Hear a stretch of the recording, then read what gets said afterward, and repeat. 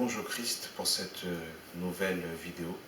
Nous bénissons Dieu pour la grâce qui nous permet de pouvoir nous présenter à nouveau devant vous.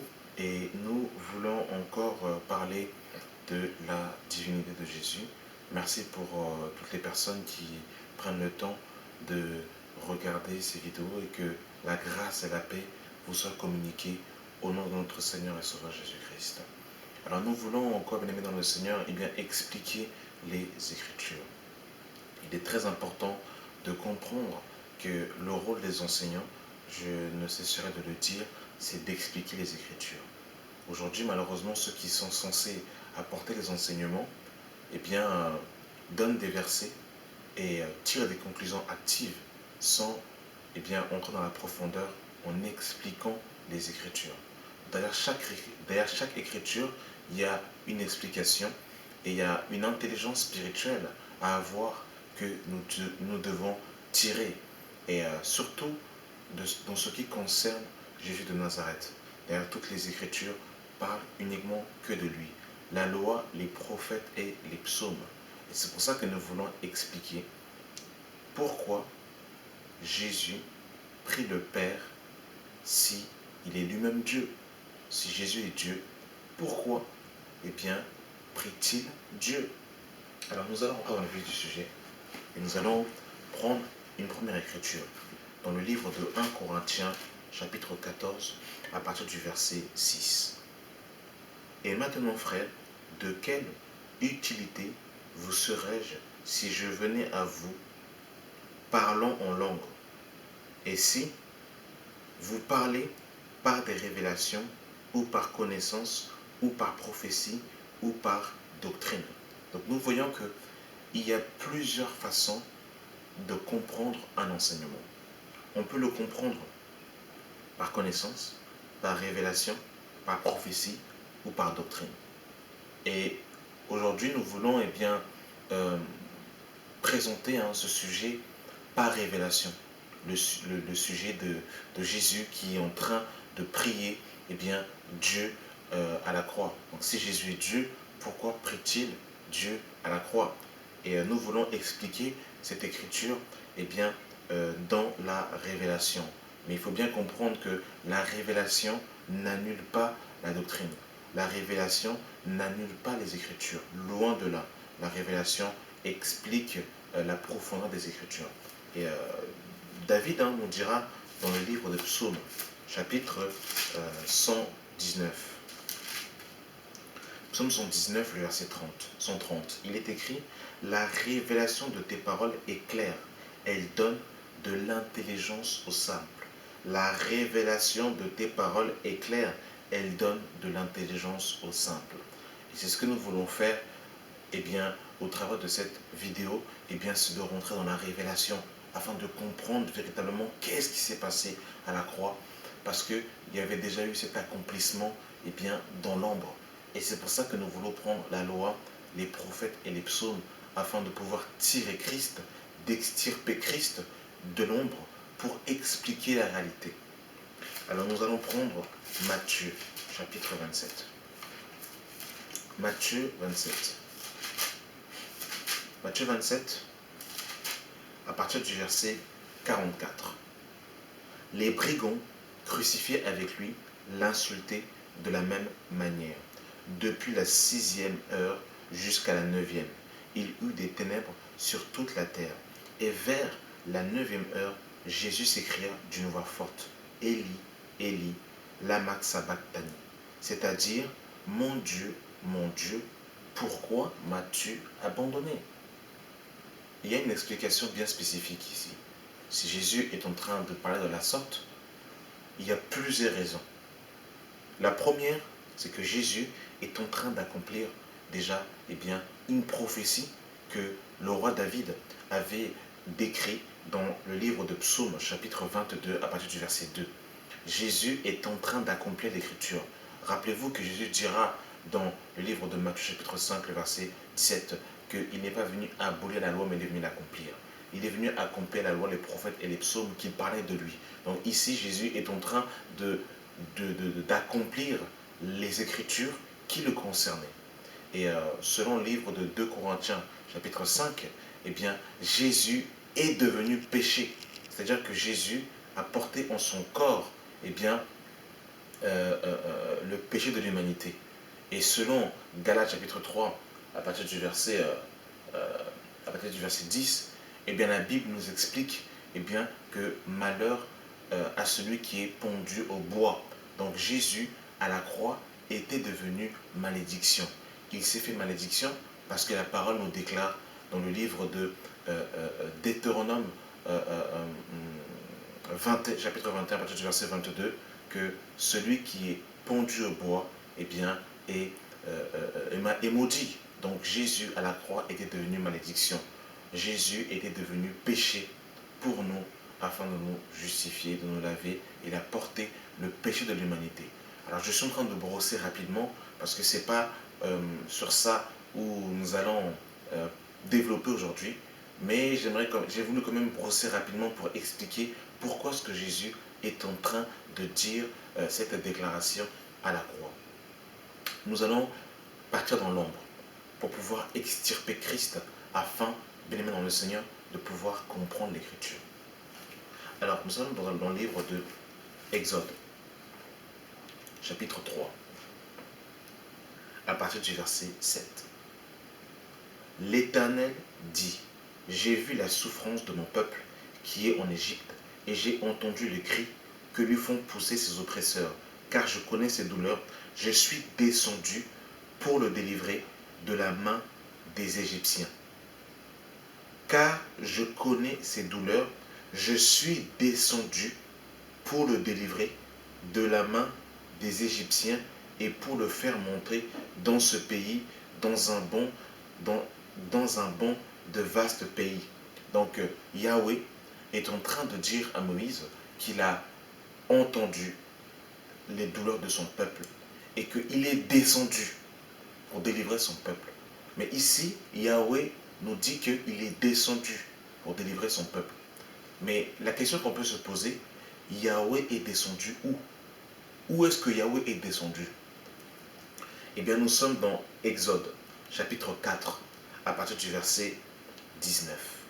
L'Éternel dit à Moïse, va en Madian, va, retourne en Égypte, car tous ceux qui voulaient en ta vie sont morts. Moïse prit sa femme et ses fils, et le fils montèrent sur les ânes. Il retournait dans le pays d'Égypte. Il prit dans sa main la verge de Dieu. Il prit dans sa main la verge de Dieu. Quand Yahweh disait à Moïse, dans Exode chapitre 3, à partir du verset 8, je suis descendu pour le délivrer de la main des Égyptiens. La puissance de Dieu, la puissance de Yahweh, la puissance de Hachem, la puissance du tétragramme, la puissance de YHWH était dans la verge de Moïse. C'était dans la verge de Moïse que la puissance de Dieu, l'autorité de Dieu, eh bien, était descendue dans la verge de Moïse. C'est pour ça que dans Exode 4, à partir du verset 20, on nous dit, Moïse prit sa femme et ses fils, les fit monter sur des ânes et retournait dans le pays d'Égypte. Il prit dans sa main la verge de Dieu. Il prit dans sa main la verge de Dieu. Vous allez comprendre, mon ami dans le Seigneur, nous arrivons quelque part. Nous sommes dans le livre de Exode, chapitre 17, à partir du verset 1. Toute l'assemblée des enfants d'Israël partirent du désert de Sin, selon les marches que l'Éternel leur avait ordonnées. Et ils campèrent à Rephadim, et le peuple ne trouva point d'eau à boire. Alors le peuple chercha querelle à Moïse. Verset 6. Voici, je me tiendrai devant toi. Alors je vais commencer à partir du verset 4 pour que nous comprenions bien le contexte. Verset 4. Moïse cria à l'Éternel en disant, que ferai-je à ce peuple? Encore un peu et ils me lapideront. L'Éternel dit à Moïse, passe devant le peuple et prends avec toi des anciens d'Israël prends aussi dans ta main ta verge avec laquelle tu as frappé le fleuve et marché. Voici, je me tiendrai devant toi sur le rocher d'Horeb. Tu frapperas le rocher, il en sortira de l'eau, et le peuple boira. Et l'Éternel et Moïse fit ainsi aux yeux des anciens d'Israël. Il donna à ce lieu le nom de Massa Meriba, parce que les enfants d'Israël avaient contesté et parce qu'ils avaient tenté Yahweh en disant, Yahweh est-il au milieu de nous ou n'est-il pas? Donc ici, bien aimé dans le Seigneur, vous allez comprendre. Moïse est en train de consulter Yahweh parce que le peuple lui cherche querelle. Le peuple avait soif dans le désert. Et qu'est-ce qui va se passer? Yahweh va dire à Moïse de prendre sa verge et de frapper le rocher, et que à partir du rocher, de l'eau allait sortir. Bien aimé dans le Seigneur, est-ce que vous avez compris ici la préfiguration de Matthieu chapitre 26? Nous allons encore aller dans le vif du sujet. Il y a une chose qu'il faut comprendre. Qui est ce rocher?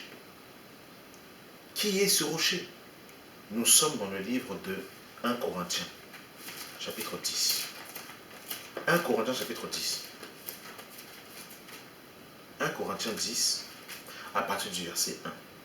Frères, je ne veux pas que vous ignoriez que nos pères ont tous été sous la nuée, qu'ils ont tous passé au travers de la mer, qu'ils ont tous été baptisés en Moïse dans la nuée et dans la mer, qu'ils ont tous mangé le même aliment spirituel et qu'ils ont tous bu le même breuvage spirituel, car ils buvaient à un rocher spirituel qui le suivait, et ce rocher était Christ. Jésus de Nazareth. Est-ce que vous comprenez, mon ami dans le Seigneur? Le rocher qui suivait les enfants d'Israël était Christ. La verge que Moïse avait entre les mains, c'était la puissance de Dieu. Mais regardez, nous allons encore aller plus loin, afin que les écailles tombent davantage et que vous compreniez. Nous sommes dans le livre de Psaume, chapitre 18.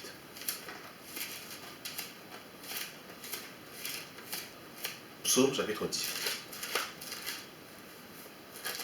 Psaume 18, le verset 3. Je t'aime, ô Yahweh, ma force, Yahweh, mon rocher, ma forteresse, mon libérateur, mon Dieu, mon rocher, où je trouve mon abri, mon bouclier, la force qui me sauve, ma haute retraite. Ici, David est en train de décrire Yahweh comme étant le rocher. Est-ce que vous comprenez, mon aimé dans le Seigneur? Et regardez ce que Yahweh lui-même dira. Oh, que Dieu soit glorifié pour sa parole. Est-ce que les écailles de vos yeux commencent à tomber? Est-ce que vous commencez à avoir l'illumination? Bien aimé dans le Seigneur, est-ce que vous comprenez? Nous sommes dans le livre de Ésaïe, chapitre 44, à partir du verset 8. N'ayez pas peur et ne tremblez pas. Ne te laisse pas dès longtemps annoncer et déclarer, vous êtes mes témoins. Y a-t-il un autre Dieu que moi? Il n'y a point d'autre rocher, je n'en connais point. Alors ici, David nous a décrit dans le livre de Psaume chapitre 18 que Yahweh était son rocher. Et ici, Yahweh lui-même va se décrire dans le livre de Ésaïe 44 à partir du verset 8. N'ayez pas peur, ne tremblez pas, ne te laisse pas dès longtemps annoncer et déclarer, vous êtes mes témoins. Y a-t-il un autre Dieu que moi? Il n'y a pas d'autre rocher, je n'en connais point.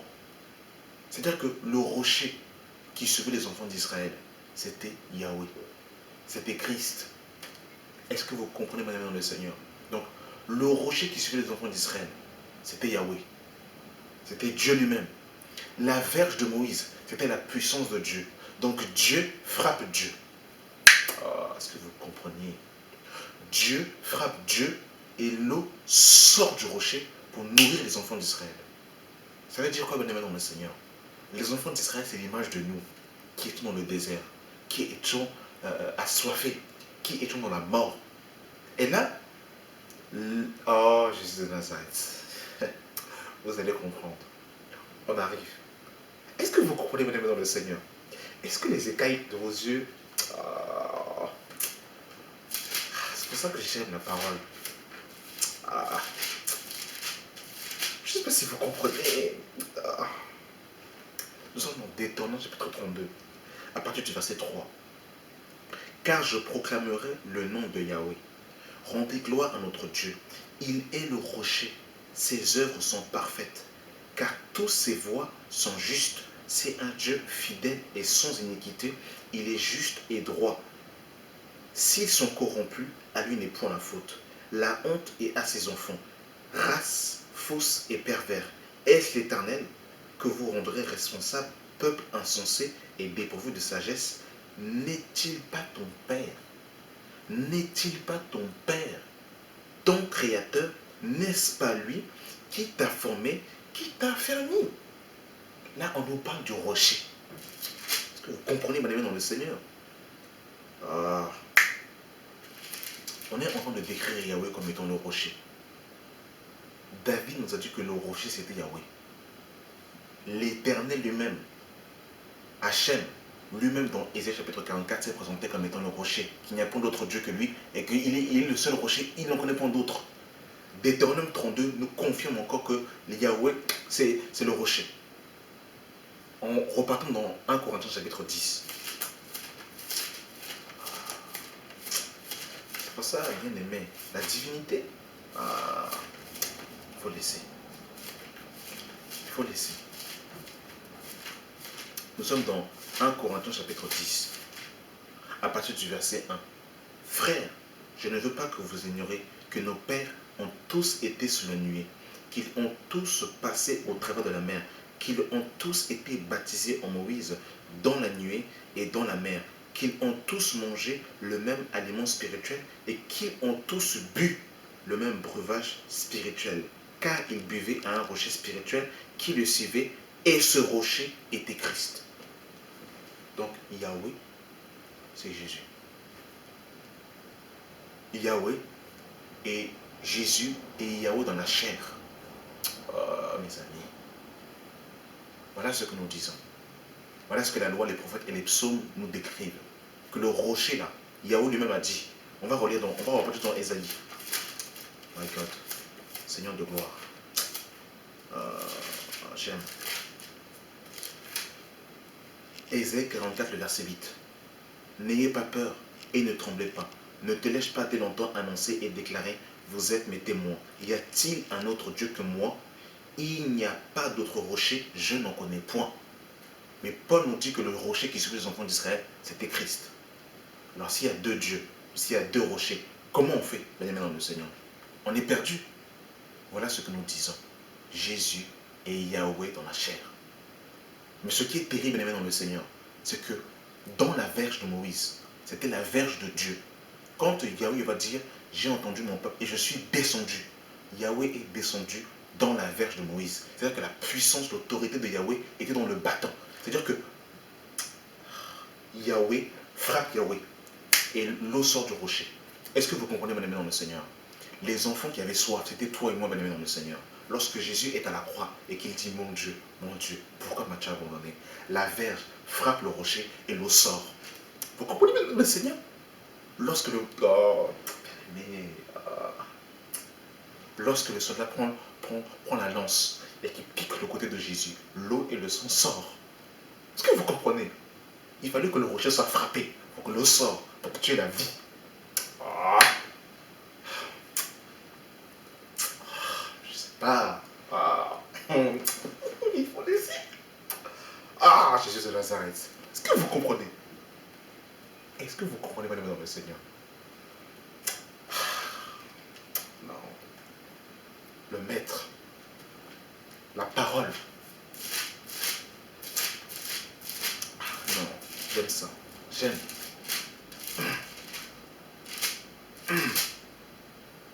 Nous sommes dans le livre de Psaume, chapitre 68, à partir du verset 1. Mon peuple, écoute mes instructions, prête l'oreille aux paroles de ma bouche.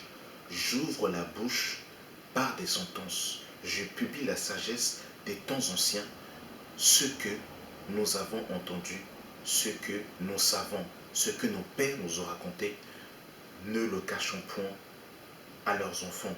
Nous dirons à la génération future les louanges de l'Éternel et sa puissance et les prodiges qu'il a opérés. Donc ici, Asaph est en train de révéler ce qui s'est passé au temps de Moïse, quand Moïse était avec les enfants d'Israël dans le désert. Et regardez ce que Asaph dit au verset 19. Ils parlèrent contre Dieu. Ils dirent, Dieu pourrait-il dresser une table dans le désert? Voici, il a frappé le rocher et des eaux ont coulé, et des taureaux et des torrents se sont répandus. Pourra-t-il aussi nous donner du pain ou fournir de la viande à son peuple? Donc ici, le peuple est en train de parler de Yahweh. Et qu'est-ce qu'ils disent concernant Yahweh? Ils disent, voici, il a frappé le rocher et des eaux ont coulé. Donc ici, Asaph est en train de nous dire que c'est Dieu qui a frappé le rocher.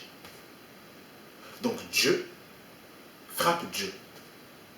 Et le rocher, et l'eau sort du rocher. Est-ce que vous comprenez, bien aimé dans le Seigneur?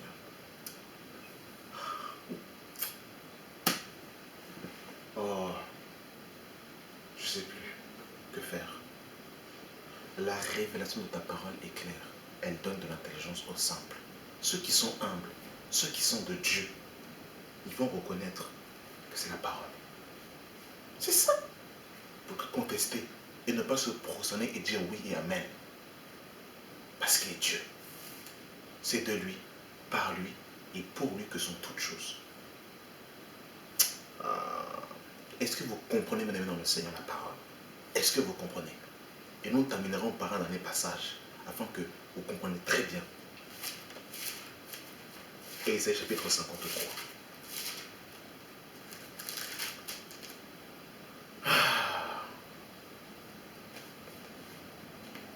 Ésaïe 53, à partir du verset 1. Qui a cru à ce que nous avons annoncé? Qui a reconnu le bras de l'Éternel?